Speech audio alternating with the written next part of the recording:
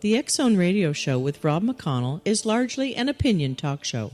All opinions, comments, or statements of fact expressed by Rob McConnell's guests are strictly their own and are not to be construed as those of the X-Zone Radio Show or endorsed in any manner by Rob McConnell, rel-mar McConnell Media Company, the X-Zone Broadcast Network, its affiliated networks, stations, employees, or advertisers.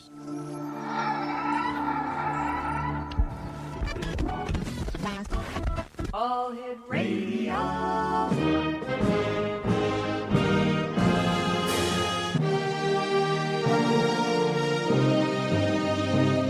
Welcome to the X Zone, a place where fact is fiction and fiction is reality.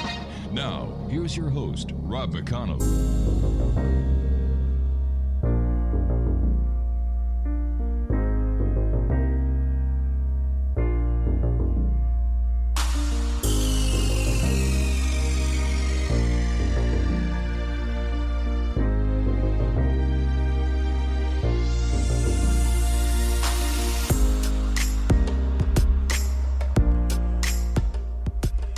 And welcome to another edition of the X-Zone. I am Rob McConnell. We're coming to you from our broadcast center and studios in Hamilton, Ontario, Canada. If you'd like to send me an email, xzone@xzoneradiotv.com, on all social media sites, X-Zone Radio TV. And to find out about the programming we have available for you 24/7, 365 on the X-Zone Broadcast Network, visit www.xzbn.net. And for our programming schedule on Simul TV on the Simul TV radio network, as well as on the Simul TV station where we have our X-Zone TV channel, visit www.simultv.com. My guest this hour, X-Zone Nation, is Todd Clements. Now, 30 years ago, when Todd was a child visiting Mackinac Island, he saw something that stayed with him all of his life. He could not explain what he saw, but could only label it as a ghost. Now, this one event sparked the curiosity of a young man, and with a simple tape recorder and a set of dowsing rods, Todd began seeking out the unknown. He has researched fields including U.F.O.s, cryptids, ghosts, and other unexplained phenomena.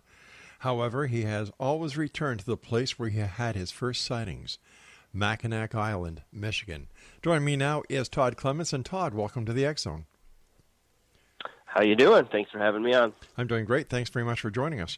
Tell us about that first experience you had on Mackinac Island, some 30 years ago now? Yeah.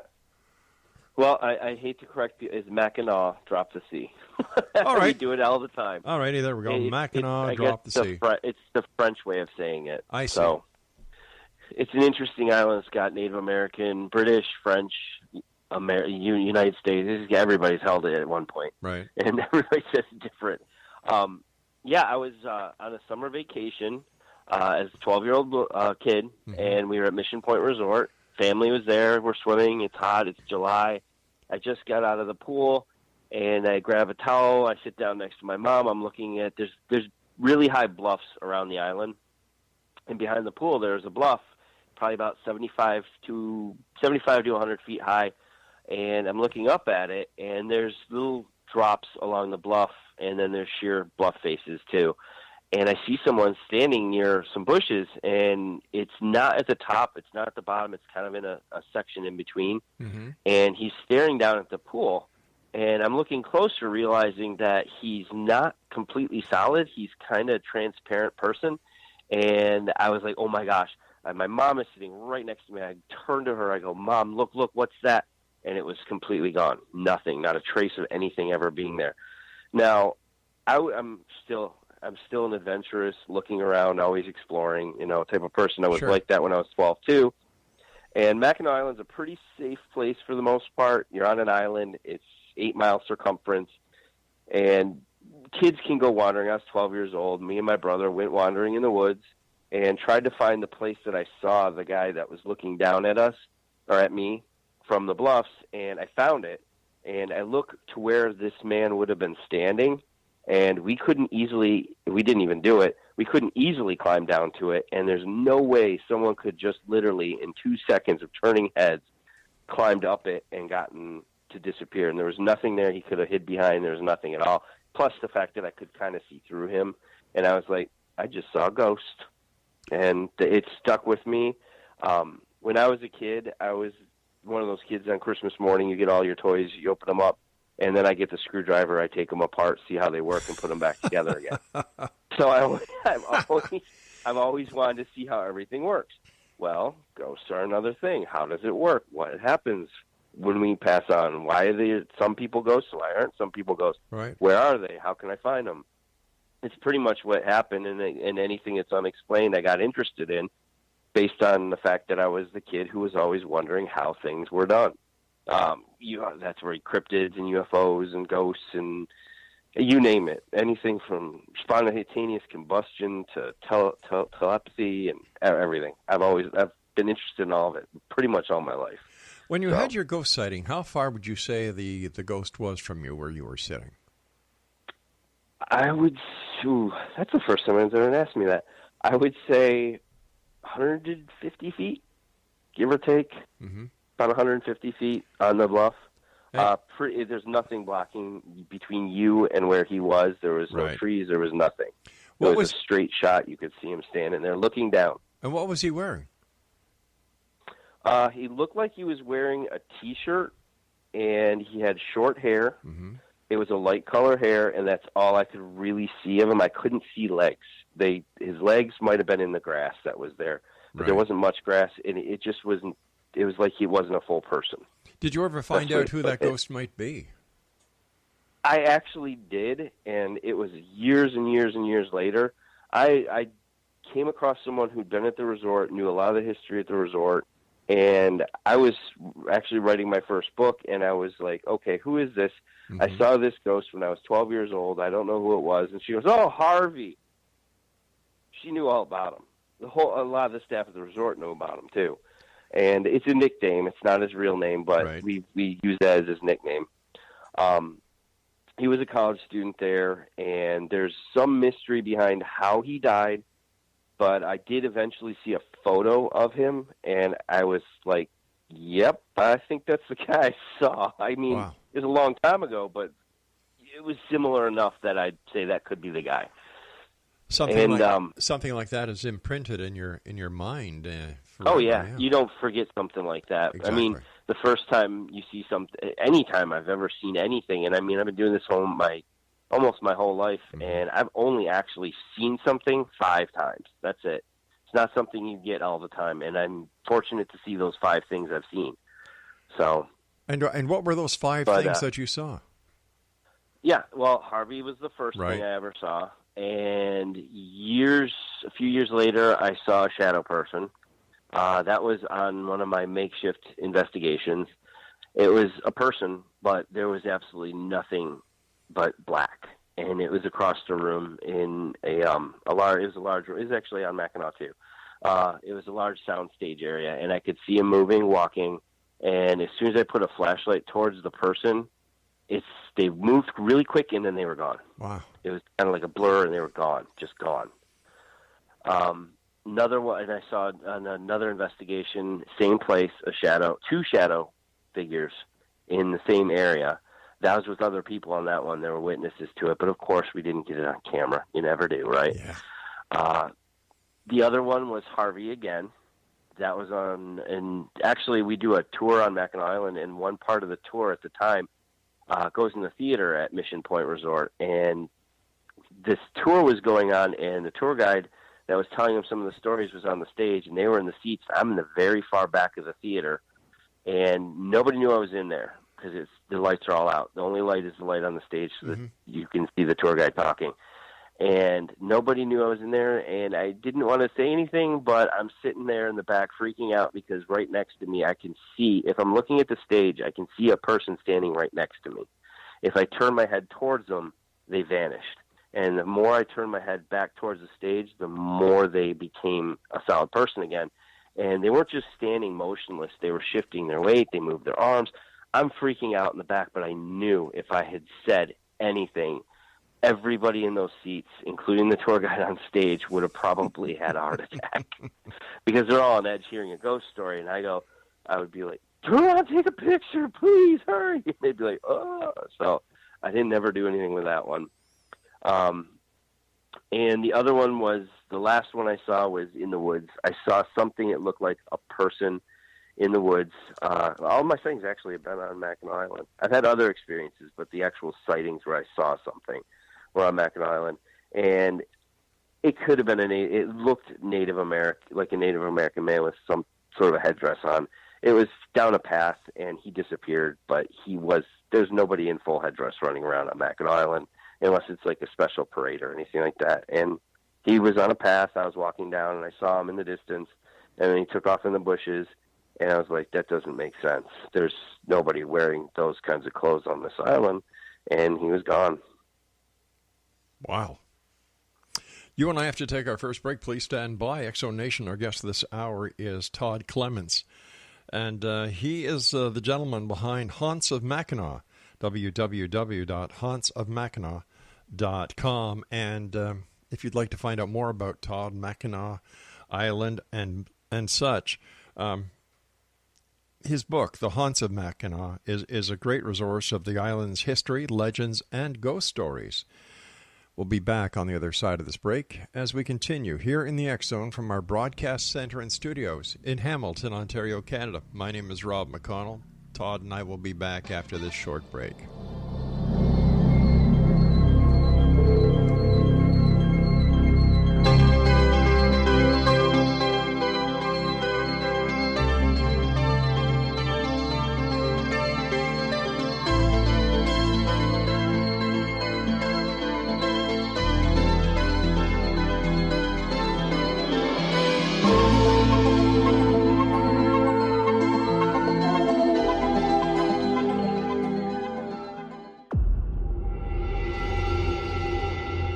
Whether you're a skeptic or a believer, join me, Rob McConnell, as together we'll investigate the world of the paranormal and the science of parapsychology here on the X Zone Radio TV show on XZBN and the X Zone TV channel on Simul TV.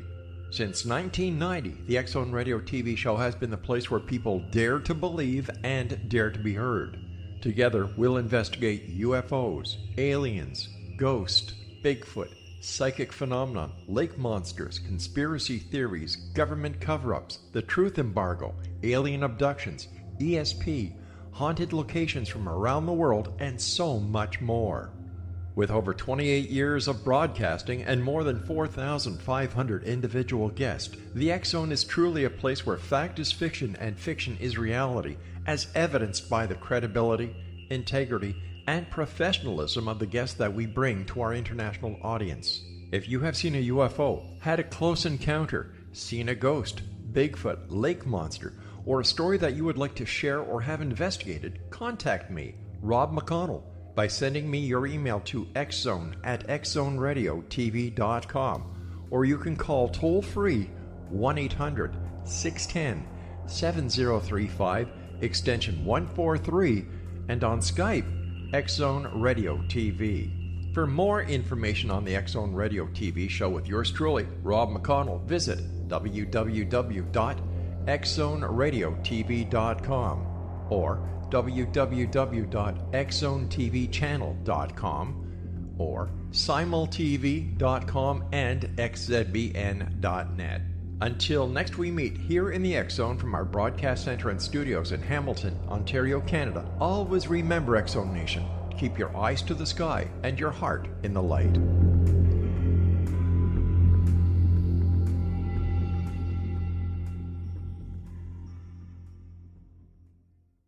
You have heard of the X Zone? Now watch it on Simul TV, plus 500 video games, live TV channels, free video on demand, worldwide, and more. Does this sound like tomorrow's television? Well, it is, but you can have it today, right now. It is Simul TV. Simul TV offers what the others only wish they could provide. 15 exclusive channels like X Zone, sci-fi, and horror. We are worldwide. No other provider offers that. 500 built-in video games. No need to have an extra expensive system. We have them included. Free video on demand. Live streaming events from around the world.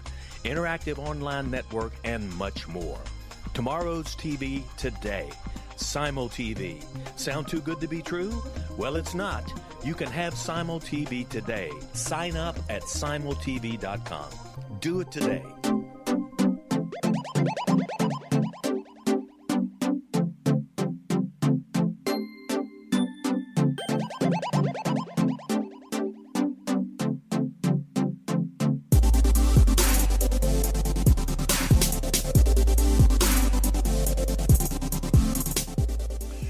Todd Clements is our guest this hour, Explanation. We're talking about the Haunts of Mackinac.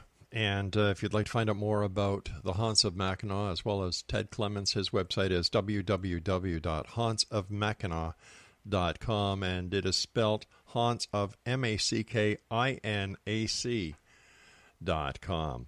Todd, do people live on Mackinac Island year-round, or is it strictly an entertainment and historical site?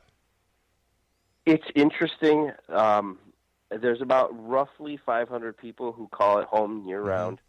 And then in the summer, it's about 4,000 to 5,000 people who call it home for the summer. So it's a very big seasonal population that comes and goes.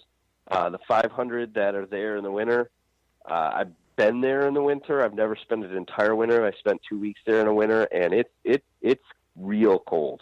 I mean, snow in feet, wind whipping off the Straits of Mackinac, basically Lake Michigan, Lake Huron, drifts 25 feet tall. I mean, it's quite an experience. But yeah, they have a school. It's K through 12. Some years they'll graduate 1 or 2 kids. In a big year, they'll graduate 12 to 15 kids. They all go to the same building. They ride their snowmobiles to school, and if they're not old enough, their parents ride them in like sleds behind and pull them in snowmobiles to school. No buses or anything. Right. It's definitely a different way of living, for sure. Why do you think Mackinac is so haunted? That's something, because being the person who likes to tear everything apart, I'm like, wow, I've always asked myself the same question. And there's a few theories as to why Mackinac Island might be so haunted. The first is it's a chunk of limestone and quartz, basically sitting in the middle of water with heavy, heavy currents that, give you an example of the currents. There was 2 guys who went out on a rowboat to go fishing, and they were just going out into the straits between Round Island and Mackinac Island and wound up 2 miles out into Lake Huron just from the currents pushing them. So it's really strong currents, which drags, obviously, sand, rock across the bottom, and it creates a very small natural electrical charge, but still, over time, it can build up. That's one of the reasons. There's storms up there. We've had winds that will go up against a hurricane, 90-plus mile-an-hour winds whipping through the straits, 25-foot waves.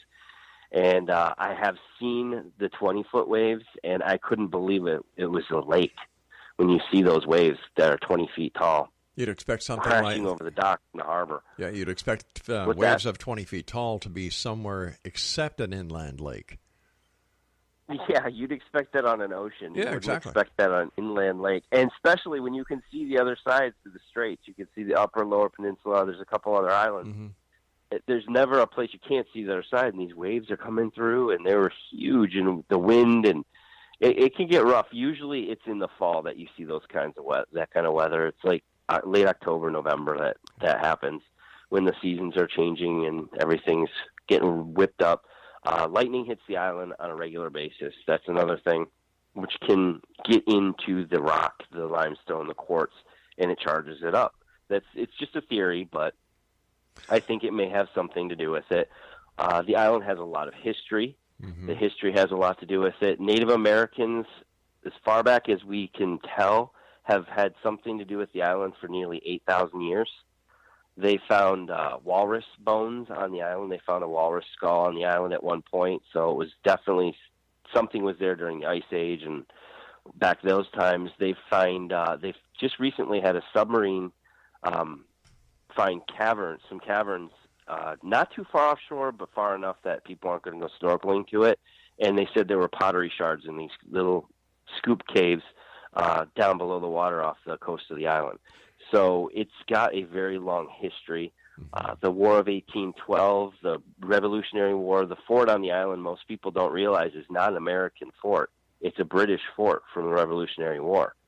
A lot of people think it's an American fort because it was an American fort most of the time, but the British actually built most of the fort. They manned it until there was a treaty that was signed after the Revolutionary War, and it became the United States.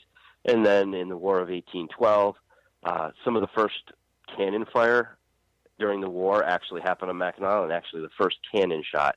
There was no guns, nothing, just one warning shot. And the American side surrendered the fort to the British because they couldn't defend the fort. They couldn't defend the town. We just said, okay, hands up. We got 60 men here. You guys are on the high ground. You got a cannon pointed down at us. They had a militia of Native Americans. They had all their British soldiers ready to go, and they never even knew they got there. They came over in the middle of the night. That's where British Landing, which is a spot on the island, that's roughly the area that they docked all their boats and their ships and everything, and then they hiked through the woods to get to the high point right above the fort, and they took the island, and we didn't get it back till another treaty in 1814. My goodness. So that seems to have been the way the forts went back then during the War of 1812. Yep. Back and forth, back and forth. Kind of silly when you look at it these days, but at least we're the best of friends now, the United States and Canada. Yes, we are. Let me Absolutely. ask you. We're buddies. We are. We truly are.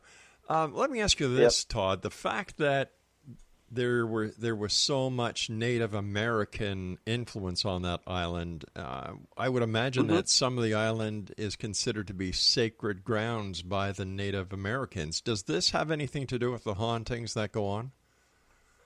It's funny, yeah. There are some things on that island even I haven't completely understood. I'm not a big Native American lore. I know some, but I've talked to people who really know. I know that the island was Native American. It was sacred ground. They buried their chiefs, their high medicine men. People who were important were buried on Mackinac Island because they considered it, some of the tribes considered it kind of their Garden of Eden, where man was created and their God lived. Geechee Manitou was their god, and he came to the island and created the world. And then he left the island. There's stories with all the rock formations, like his wigwam is a rock called Sugarloaf. His doorway is arch rock. There was a staircase cut into the ground at one time, but they blew it up to build the road around the island. It was called the Giant Staircase, and just different things. So there's a lot. There's some Native American burial mounds still on the island. Eventually, though, everybody was burying people on the island because it's kind of got the whole Hollywood thing to it. Well, if the famous people are doing it, why can't I? Yeah, so they started. If the rule of thumb is, if you can dig deep enough to bury someone, there's somebody already there. And we do find bones. People find bones when they remodel things or dig a basement. One of the hotels on the island, Bicycle Street Inn, about 4 or 5 years ago, there was an old house there, and the old house, they were going to move it. Nobody moved it. Everybody said no. So they said, all right, we're going to get rid of it. They got rid of the house, and when they were pouring the basement and doing the foundation work for the hotel, they found 24 sets of human remains in the ground underneath that house. Oh my gosh. And what's now the basement. So yeah, anywhere you go, I mean, the park in front of the fort, they said the soldiers were putting in a farm. They were going to plant crops and things. They said they found about 1,000 sets of human remains in front of the fort when they were putting the farm together. Wow. So yeah, unreal. I mean, there's so many stories of that. There's a bed and breakfast called Hans on the island, and they remodeled their kitchen. I love this story just because it's kind of cute. But they remodeled their kitchen, took up the floor. Yeah. When they took up the floor, they were putting some pipes in, so they had to dig in a little bit, and they found bones. They found out she still had some jewelry, her moccasins. There was still some of the leather it was preserved, and there was nothing left of her but bones. But they took it all up, put the pipes in, and they said, we really should put this back. They put everything back right where it was. And then they put a brand new floor in, sealed everything. It's done. And then they found a moccasin sitting and somebody had walked off with it and left it in another room after everything was put down. So the moccasin is still sitting on the fireplace mantle in a glass case, and they named the Native American woman, whoever it was, She Want a Shoe. Isn't that cute? She wants a shoe. So, but that's a classy story, because the people who were doing the renovations, they showed respect. Oh yeah. And they try to as best they can, for right. sure. And it seems today a number of the paranormal community are very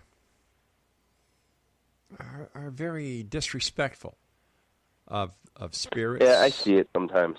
Yeah, and you know what? I no matter if the person is alive or dead, I believe they deserve respect. I agree. Yeah. You and I have to take our next break, my friend.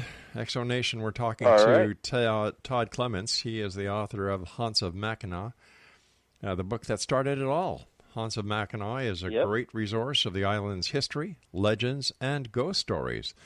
The book has been a bestseller in the region for 10 years, and I fully understand why after talking to Todd for nearly half an hour now. If you would like to send me an email, X-Zone at XZoneRadioTV.com, on all social media sites, X-Zone Radio TV.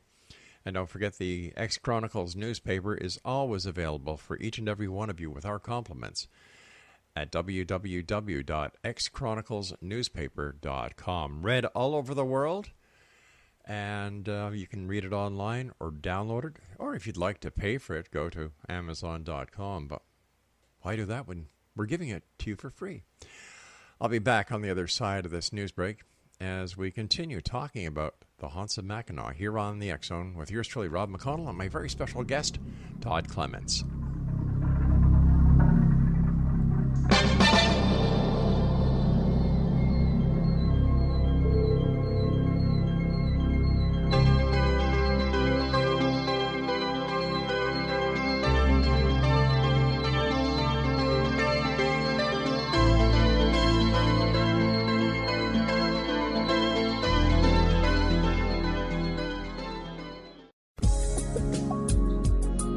Broadcast studios in Hamilton, Ontario, Canada, to the world and beyond. You're watching the X-Zone Broadcast Network, www.xzbn.net.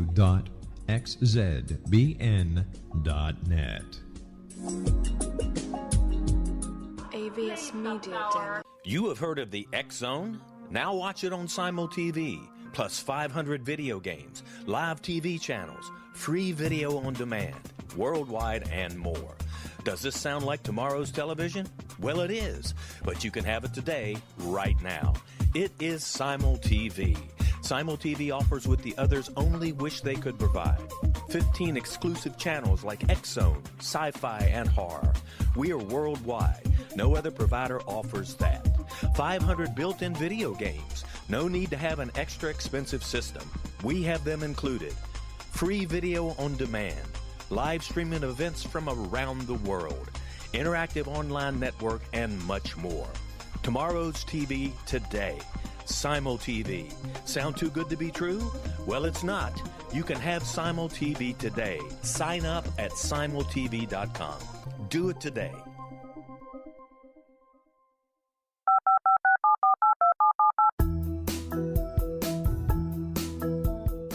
Did you know that when you're on the road with limited data or Wi-Fi, you can still listen to the X-Zone Radio Show with Rob McConnell, The Science of Magic with Gwilda Wiyaka, X-1, Dimension X, Space Patrol, and every minute of the X-Zone Broadcast Network by calling 213-401-0080, courtesy of Audio Now. No smartphone, app, or internet needed. It saves your data plan, and it's free if you have unlimited minutes. Call 213-401-0080 to listen on any phone, anytime, anywhere. Remember, 213-401-0080 for the best of the paranormal, parapsychology, and sci-fi radio programming anywhere, 24/7, 365.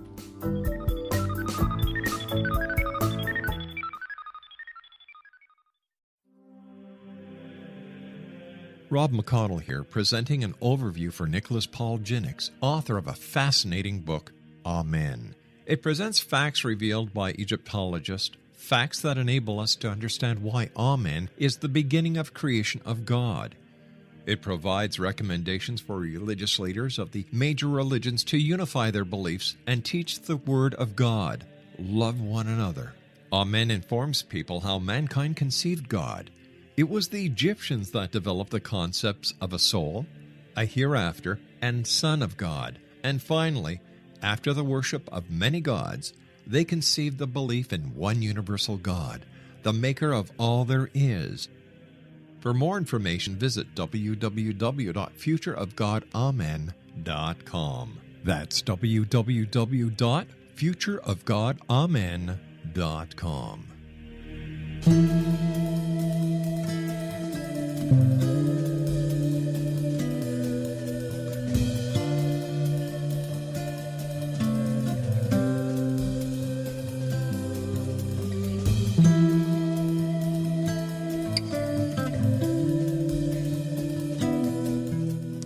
We're coming to you tonight around the world on iHeartRadio, the Mutual Broadcast Network, Talkstar Radio Network, and of course, the X Zone Broadcast Network. And we're so happy to be part of Simul TV.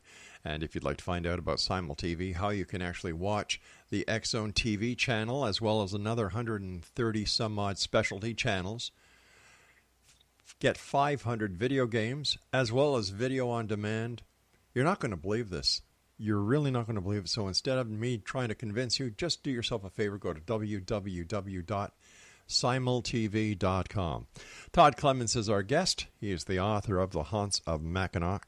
His website is hauntsofmackinac.com. Tell me about the Grand Hotel and some of the stories that are within the walls of that. Everybody wants to know that Yeah. one. They don't like talking about their ghost stories. Why not? Why not? It's great for business. I think I agree, but I think it has something to do with they just want to portray that image of ultra resort, very, very nice, classic, I see. traditional. I understand, and we respect them for it. I mean, I understand, but sure, they got ghost stories, and well, I talked about a few of them every now and then. I'll tell everybody, oh yeah, you gotta watch. That's it. What's that? I said that a boy. Spill the beans. Mm-hmm. Share the info. Well, let's see. One of my personal favorite ghost stories, which I've heard from, I've never had an experience personally, but I've heard it from too many guests at the hotel to say, yeah, that's not true, because these people don't know each other. It's been years and years I've heard these stories from multiple people, different times. They're from different states. They're coming in visiting. And it seems that if you're in a room on the second floor above the dining room, sometimes late at night, usually after midnight, after 1 a.m, you'll hear noise below. And it's not just like a rumbling. It's chatter of voices, glasses clinging and clanking, and occasionally you hear big band music playing. And one person actually told me that they went to the front desk, or they called down to the front desk to see if anybody was in the dining room, and they said it was empty. He still heard the noise coming from below, which was the dining room. He actually came downstairs, looked in the dining room, lights were off, and it was completely empty. Wow. Goes back to his room. He can still hear the music coming from the floor. It said it sounded like there was a big party below his room. So, and I've heard the same story from several different people. So I think that's one of the interesting kind of residual haunts that goes on at Grand Hotel. And I don't see how they're scared, and that doesn't scare anybody. There's a story of a little girl who accidentally fell out of a window. I can't remember if it was the 50s or 60s. I have so many dates in my head, I can't always remember the exact dates. They said her name was Rebecca, and she will appear to children in hallways. She's very friendly. She's not menacing. She just kind of wants to play, but she only approaches kids. And I remember one kid telling me this story. I was doing a book signing on the island, and his mom brings him up. She's like, will you just tell him what you saw? This kid's nervous. I don't know why. Because I wrote a book. I don't know what. It doesn't make anything special. But he tells me the story. He's like, yeah, I was coming back to the room, and this little girl was down the hallway near our room, and I was kind of scared to go up to her, and she was smiling, and she had something in her hand. It looked like a ball, and she tried to roll it towards me, and I saw the ball coming towards me. I went to go get it, and it just kind of disappeared. I look up, and she was gone. So, and I hear stories of little kids coming into contact with her, and she's a friendly spirit. She just kind of wanders around trying to play with the kids that are at the Grand Hotel. You know, that brings up an interesting point. Why do some spirits, and this, I'm asking you for your opinion here, why do some spirits linger and others go?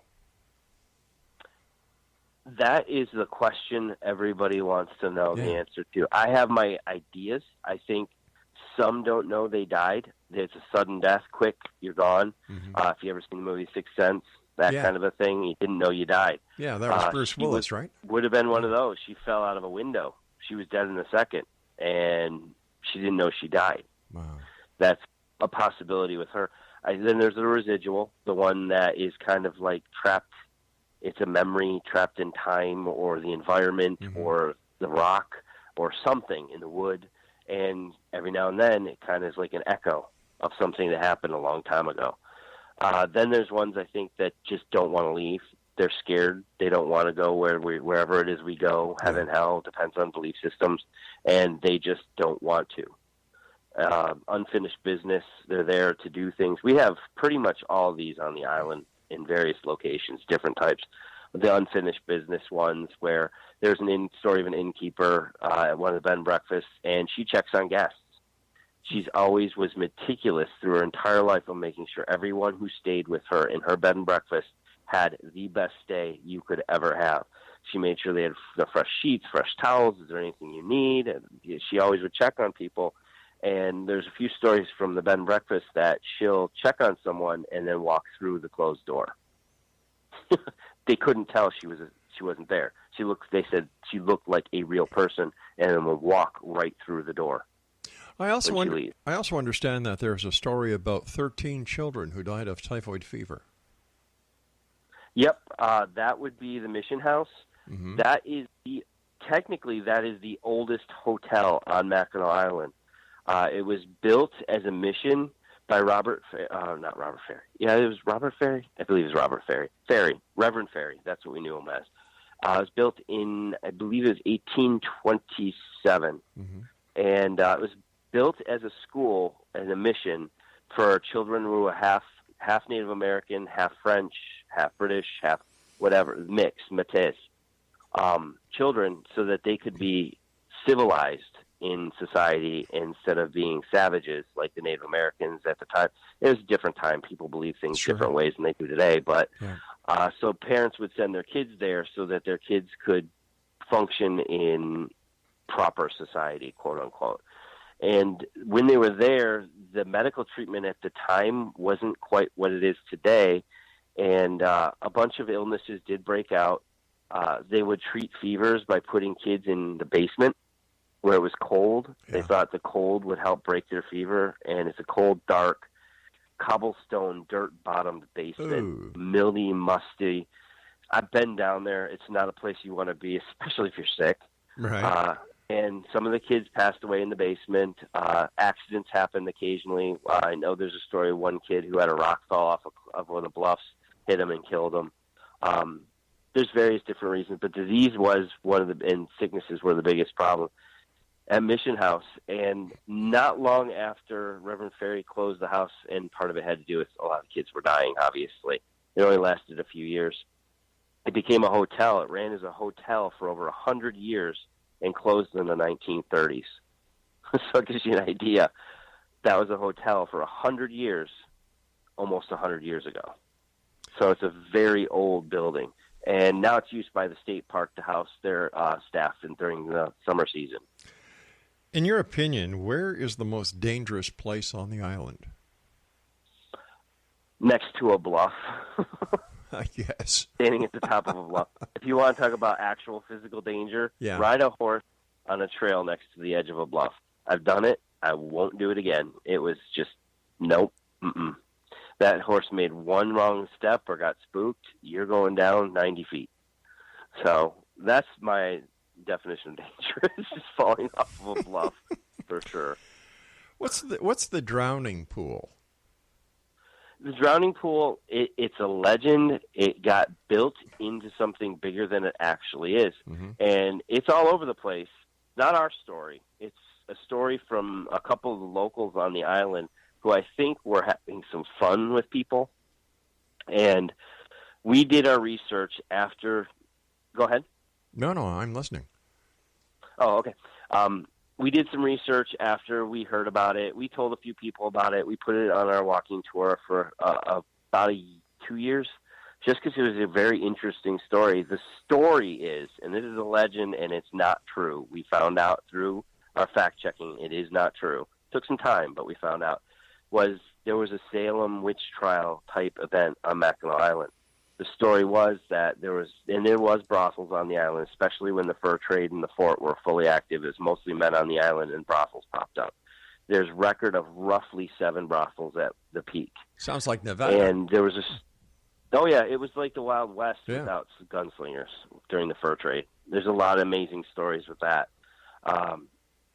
But somehow some men were caught by their wives who were on the island in one of the brothels. And they claimed the women in the brothel were witches, and they bewitched them to come to the brothel and the house of ill repute, which makes it a good story. Yeah. And then they took the women and said, well, if they're really witches, we have to figure out, in Salem they did this. Let's try that. Let's go to the pool of water that sits near the edge. There's right now the water's too hot. But when the water's lower, it's a pool of water. And the lake has come over it. Now it's just part of the lake right now. But when the water's a little bit lower, there's a pool of water. It's roughly 15 to 20 feet deep in the middle. And they said that they tied rocks around their ankles and threw them in. And if they floated, they were witches. We'll burn them. And if they sank, we're sorry. You're innocent. Sort of like the Salem story. And the story goes that the ghosts of the 7 women who were executed at the drowning pool come out and seek revenge on those who get too close to the edge of the water. Todd, stand by, my friend. You and I have to take our story. final break. Exonation. Todd Clement is my guest. Okay. www.hauntsofmackinac.com. And Todd and I will be back as we wrap up this hour here in the X Zone from our broadcast center in Hamilton, Ontario, Canada. Don't go away.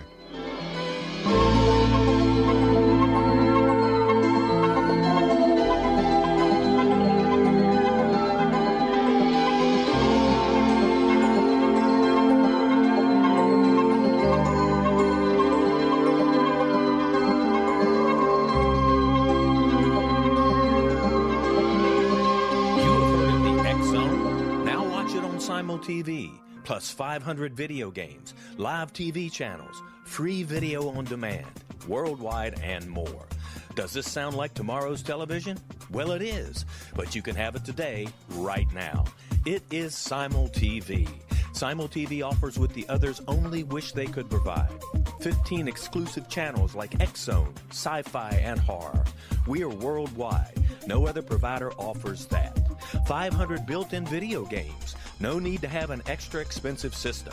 We have them included. Free video on demand. Live streaming events from around the world. Interactive online network, and much more. Tomorrow's TV today. Simul TV. Sound too good to be true? Well, it's not.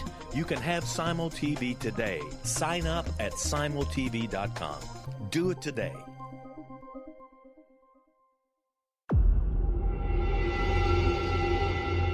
Whether you're a skeptic or a believer, join me, Rob McConnell, as together we'll investigate the world of the paranormal and the science of parapsychology here on the X Zone Radio TV show on XZBN and the X Zone TV channel on Simul TV.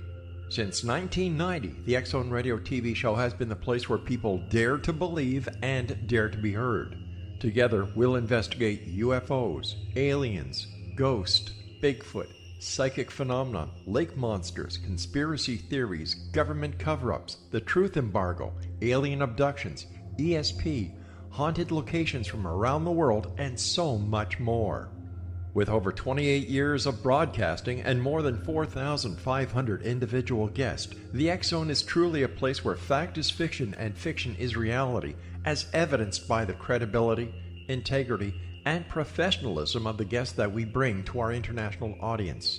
If you have seen a UFO, had a close encounter, seen a ghost, Bigfoot, lake monster, or a story that you would like to share or have investigated, contact me, Rob McConnell, by sending me your email to xzone@xzoneradiotv.com, or you can call toll-free 1-800-610-7035, extension 143, and on Skype, X-Zone Radio TV.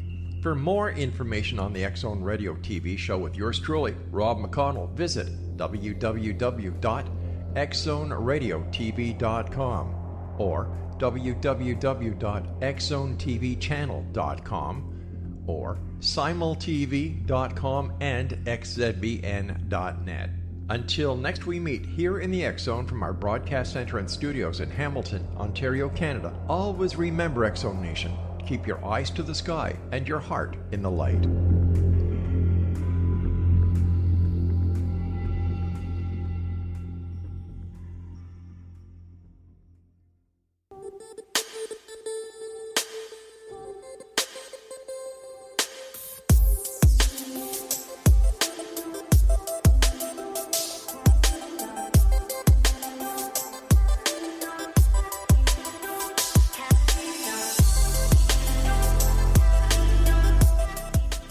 Todd Clements is my special guest this hour, X-Zone Nation. He is the author of Haunts of Mackinac.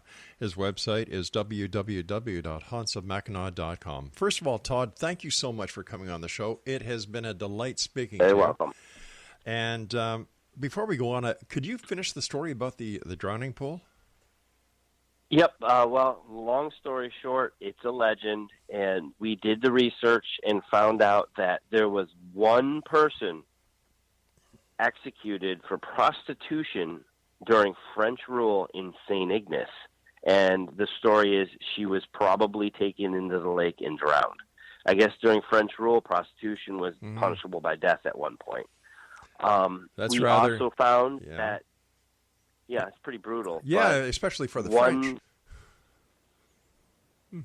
I was going to say one person did actually drown in the drowning pool for real. Oh, really? They did fall in. They got tangled up in seaweed in the deep section, and they did actually drown. Now, the paranormal activity in there's a little bit. You see some strange splashes. You hear footsteps on the gravel rocks around it occasionally. Could it be the person who drowned in there? Maybe, but we don't know for sure. So that's the true story of the drowning pool. Excellent. Tell me about the walking tours that you do. Oh, yeah. We started the walking tour about 2 years after the first book came out. It was basically, I did book signings all the time on the island because the bookstore they asked me to be there to do book signings all the time because it did well.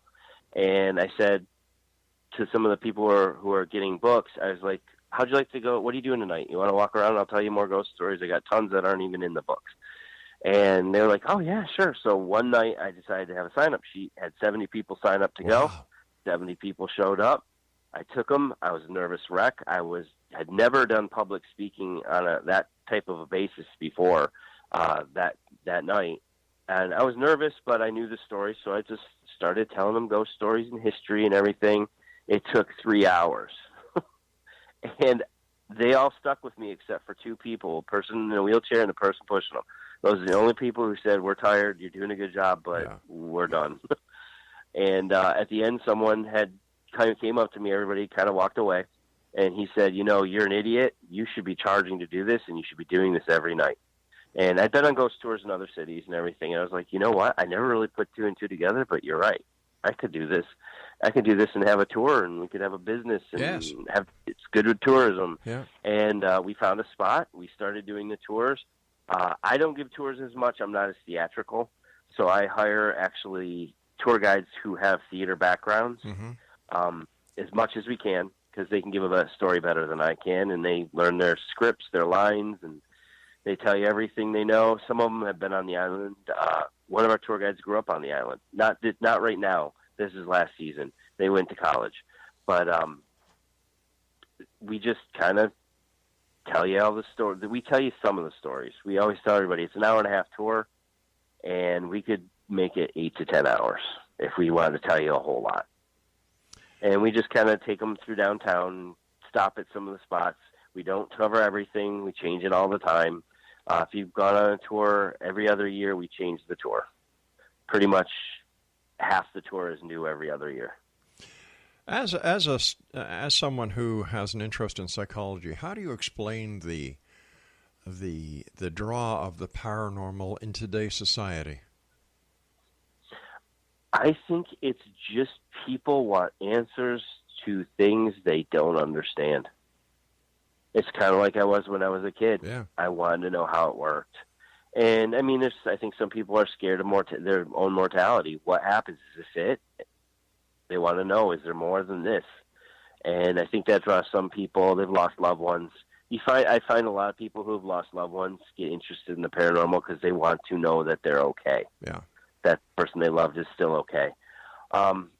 It's just and it's fascinating. I mean, not just the whole ghost story thing. I mean, the fact that there could be visitors from other worlds with U.F.O.s or animals that live on Earth that are rarely seen. People say Bigfoot, no way. And I'm just like, the gorilla wasn't known as an actual animal until the 1920s. It was Bigfoot. Yeah. And people are like, serious? I was like, yeah. People didn't believe it existed until the 1920s. I mean, it's 100 years ago.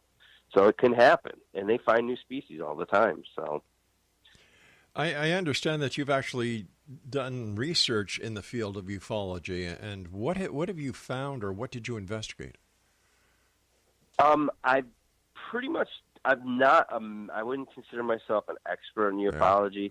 Yeah. I've seen one when I was a kid, and of course that freaked me out. My mom actually destroyed the transmission on her car when it happened. Oh my gosh. It was in Detroit. And it was reported, I think, across several states. It was on the news. It was it looked kind of like a cloud, sort of like the shape of the state of Michigan, kind of a mitten shape to it, going against the wind. And it was reported in several states. We saw it. And it was just, you could tell it wasn't a cloud, but it looked like a cloud. And I remember we were going to grab some dinner, and it was, I don't remember what month it was, but it was dark out. It was just gotten dark. And my mom threw the car into reverse straight from drive while we were still moving to get us back to our house. And her transmission got just wrecked from doing it. I remember that. That'll do it. Because we had heard the transmission clunking on the way trying to get back home.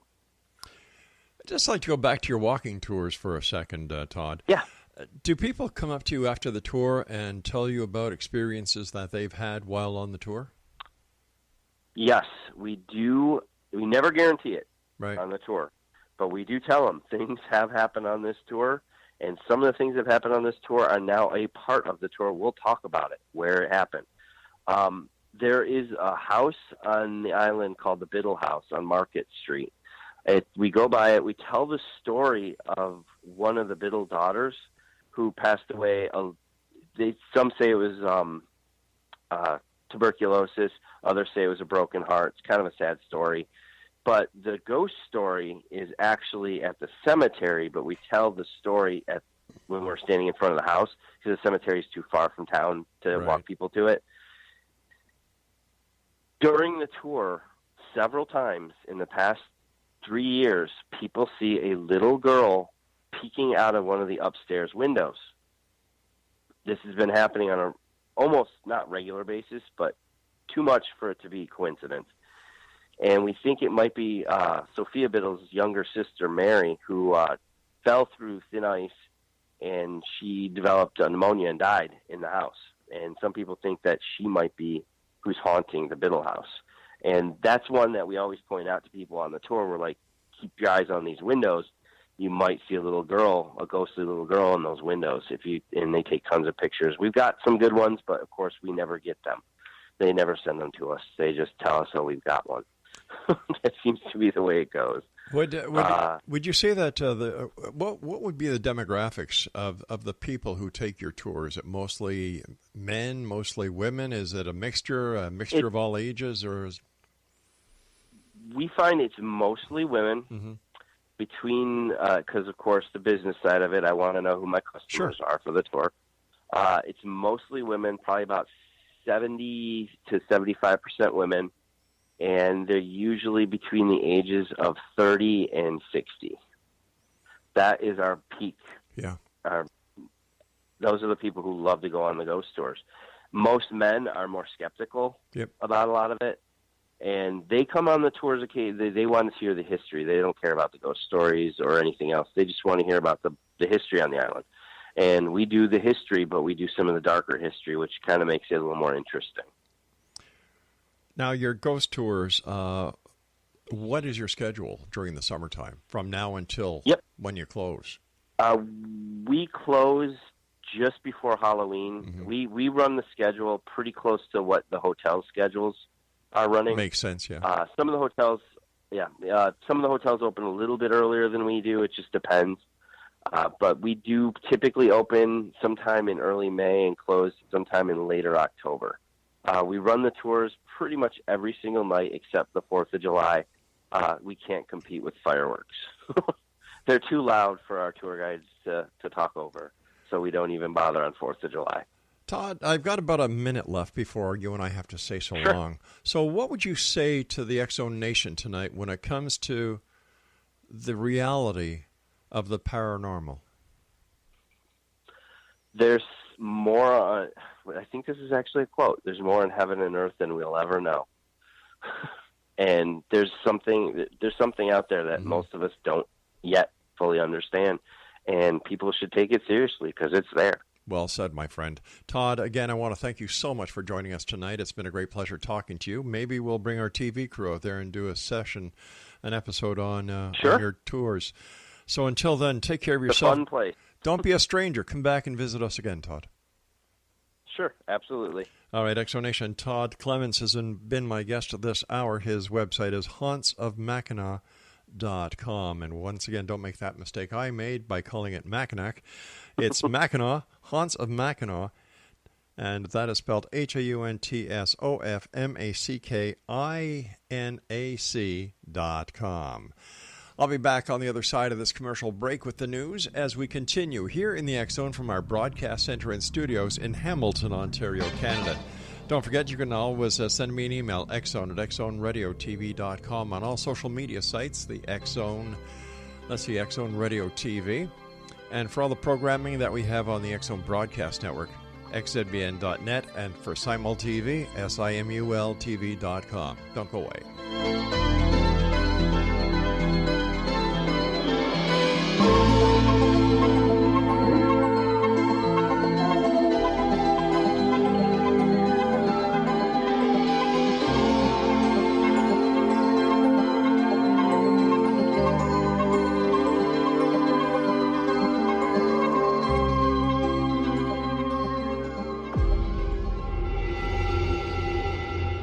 Whether you're a skeptic or a believer, join me, Rob McConnell, as together we'll investigate the world of the paranormal and the science of parapsychology here on the X-Zone Radio TV show on XZBN and the X-Zone TV channel on Simul TV. Since 1990, the X-Zone Radio TV show has been the place where people dare to believe and dare to be heard. Together, we'll investigate U.F.O.s, aliens, ghosts, Bigfoot, psychic phenomenon, lake monsters, conspiracy theories, government cover-ups, the truth embargo, alien abductions, ESP, haunted locations from around the world, and so much more. With over 28 years of broadcasting and more than 4,500 individual guests, the X-Zone is truly a place where fact is fiction and fiction is reality, as evidenced by the credibility, integrity, and professionalism of the guests that we bring to our international audience.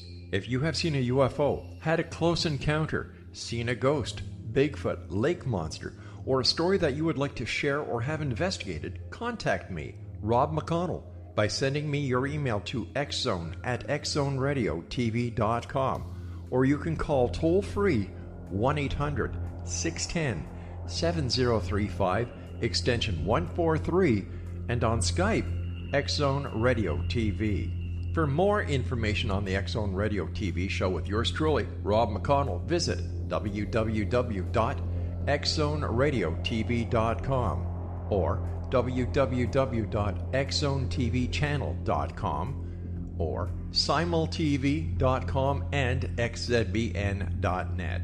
Until next we meet here in the X Zone from our broadcast center and studios in Hamilton, Ontario, Canada, always remember, X Zone Nation, keep your eyes to the sky and your heart in the light.